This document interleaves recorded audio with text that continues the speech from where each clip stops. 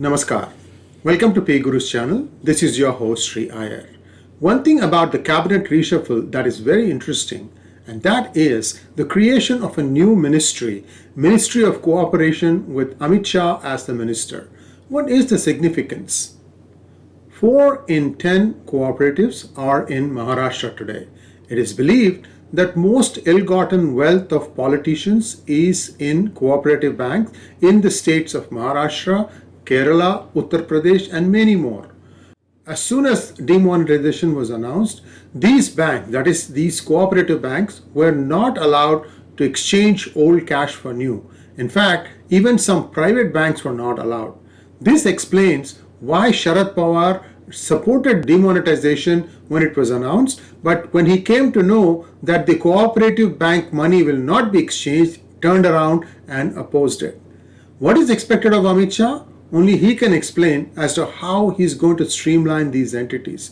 Will they be absorbed into mainstream banks? What are the pros and cons? So for understanding this, let's take a quick look at what happened to cooperative banks. Now, when these cooperative banks were established, the idea was that the farmer or the rural consumer for whom it was intended would put in 10%. The state in which the bank exists would put 40%, and the center would pitch in with 50%. Now you see where the scope for corruption comes in. Well, what used to happen was this was becoming more and more as a conduit for money laundering. Now, how this happens is cooperative banks were suddenly under the scanner of the income tax department. The IT department was suspecting that there was a mega fixed deposit, that is FD, scam spread over several cooperative banks. This is a fraud through demand drafts that were issued with amounts less than 50,000. Why is that number 50,000? Because that is the maximum amount that you can deal with without producing the permanent account number.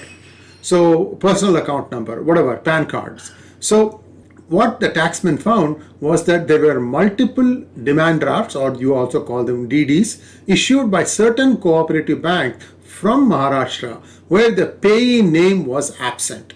As per IT department's primary probe, banks are managing unaccounted money, mostly of politicians, running into at least 10,000 crores in Benami fixed deposits. So this is a huge challenge, and the IT sleuths have also unearthed a fraudulent pattern of these banks issuing demand drafts up to 49,900 because they don't want to furnish PAN card details, they don't want to furnish the know your client or know your customer or KYC disclosures. As per the RBI guidelines, any demand draft of amount more than 50,000 is taxable under the income tax head's income from other sources. So they don't want to pay taxes on these. According to taxmen, the primary information point is at about half a dozen cooperative banks in Maharashtra.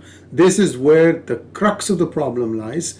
Now, what is going to happen? Is this going to be something where all these things will come out and action would be taken, or is it just going to be a way in which the Modi government tries to scrimp or crimp the style or the cash flow of all these politicians, regional politicians, especially because the UP elections are just around the corner?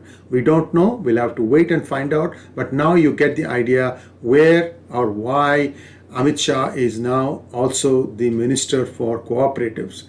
Thanks for watching. Do subscribe to our channel and click on the bell button. Namaskar.